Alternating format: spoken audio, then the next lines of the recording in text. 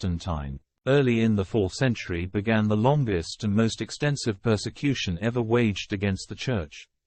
It was started in 303 by Emperor Diocletian, at the urging of his deputy emperor in the east, Galerius, who began to suspect the loyalty and valor of the Christian soldiers in the military. During this 9-year persecution, soldier martyrs like St. George of Nicomedia proved their courage in enduring fearsome tortures and death on behalf of the true emperor, the King of Glory. Among the other more well-known martyrs of this period are Saint Catherine the Great Martyr of Alexandria, Saint Panteleimon of Nicomedia, Saint Demetrius the Great Martyr of Thessalonica and his friend Saint Nestor, Saint Agapia, Chionia, and Irene of Aquileia, and the 20,000 martyrs of Nicomedia. After Diocletian abdicated the throne in 305, Galerius became the emperor in the east. He continued the attack against Christianity until he was on his deathbed, when he asked the Christians to pray for him.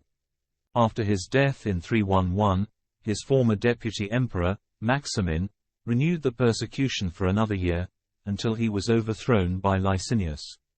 Meanwhile, Constantine was proclaimed emperor in the west in York, England, in 306, upon the death of his father, the deputy emperor Constantius. In 312, as Constantine was moving with his troops towards Rome to fight against Maxentius, the tyrannical ruler there, he had a vision or a dream that dramatically changed the course of history. He saw in the sky the cross or labarum of Christ with the words, "In this sign, conquer." He placed this Christian symbol on his troops' tunics and shields, and they won the battle, known as the Battle of the Milvian Bridge. With this Christ-inspired victory, Constantine not only became the sole emperor in the West, he also became a stronger believer in the God of the Christians. So he acted very quickly to bring the era of persecution of Christians to an official end. In February of 313, Constantine met Licinius, the ruler of the eastern half of the empire, in Milan. Together they issued the Edict of Milan, giving freedom to Christians to practice their faith in the empire, as well as affirming general religious freedom for everyone.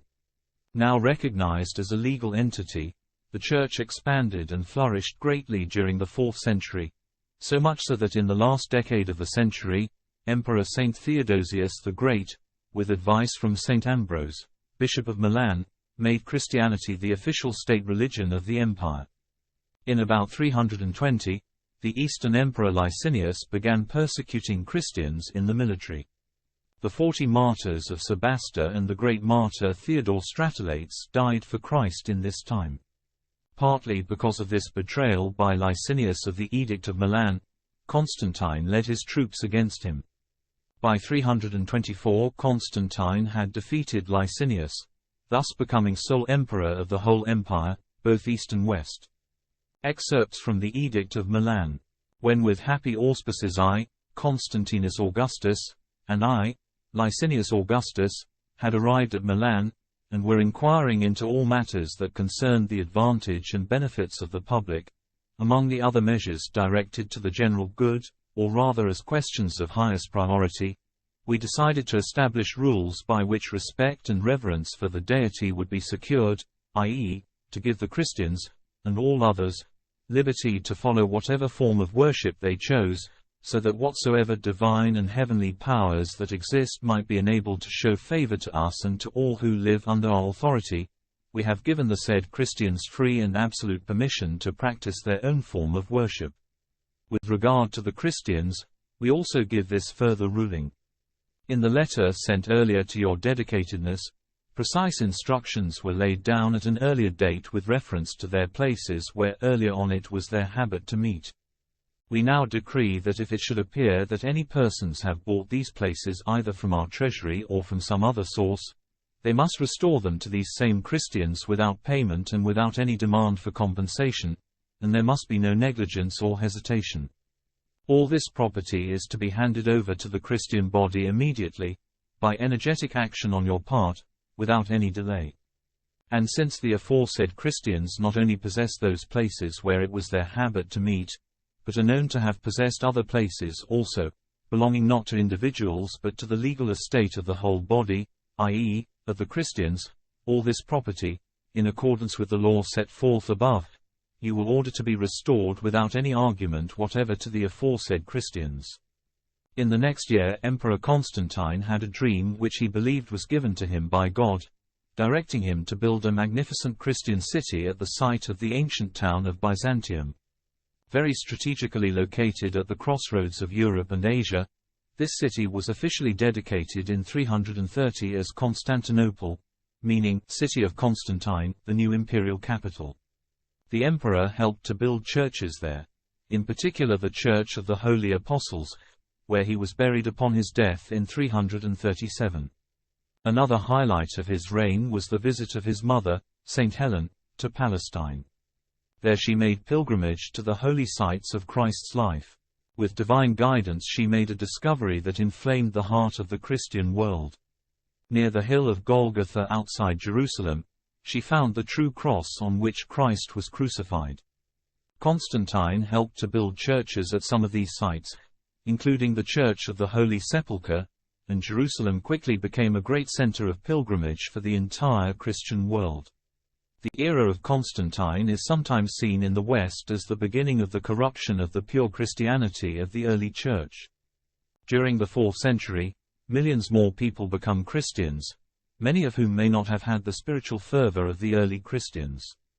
But for Orthodox Christians, the great importance of Constantine is that with his conversion to the true faith, what was only a seemingly impossible dream now became possible, namely, the conversion of the entire society, the whole empire, to Christ.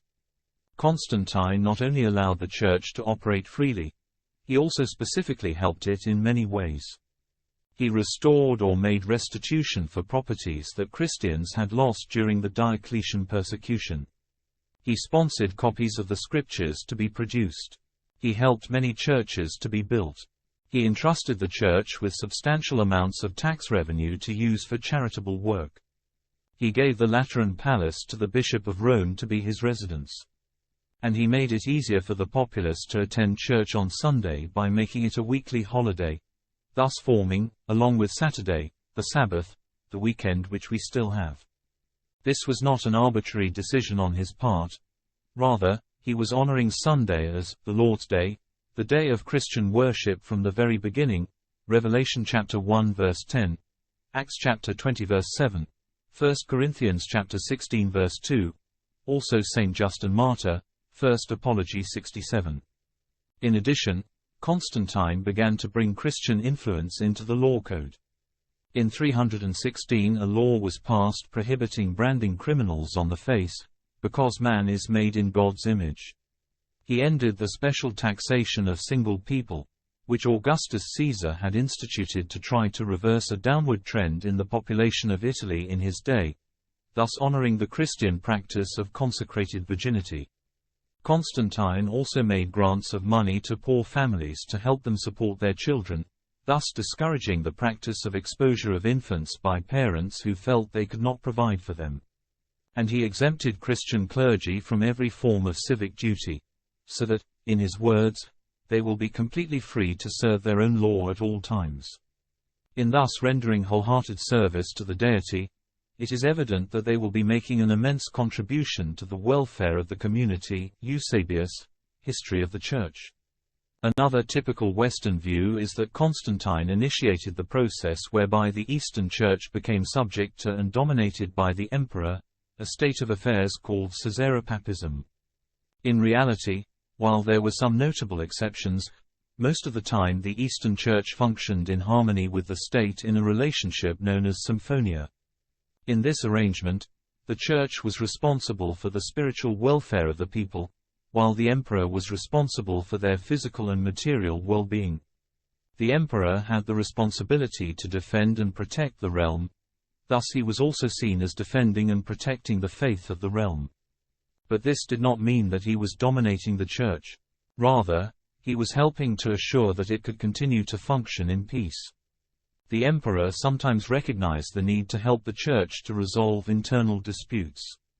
At such times he would use his authority to summon church councils. Thus, it was an emperor or empress who called each of the 7 great ecumenical councils, called ecumenical, because they were received by the entire Church. But this does not mean that the state was interfering in its life. Rather, the emperor or empress acted in collaboration with church leaders in calling these councils, and allowed the Church to reach its own decisions during the councils. Sadly, however, some emperors did use their authority to support heretical teachings. The most prominent and grievous example is the era of the 6 iconoclastic emperors in the 8th and 9th centuries. For all of Constantine's great efforts on behalf of the Christian Church and in promoting its influence in his vast domain, and for his own repentance and life of faith, he is revered in the Eastern Church as Saint Constantine the Great, equal to the Apostles. He and his illustrious mother, Saint Helen, are honored together on May 21. Interestingly, he is not considered a saint in the Roman Catholic Church, no doubt partly because of his permanent removal of the imperial capital from Rome to Constantinople. If you enjoyed this talk, consider subscribing to this channel and click on the notification bell, then you will know when new content is added to this playlist. Thank you for listening, and have a blessed day.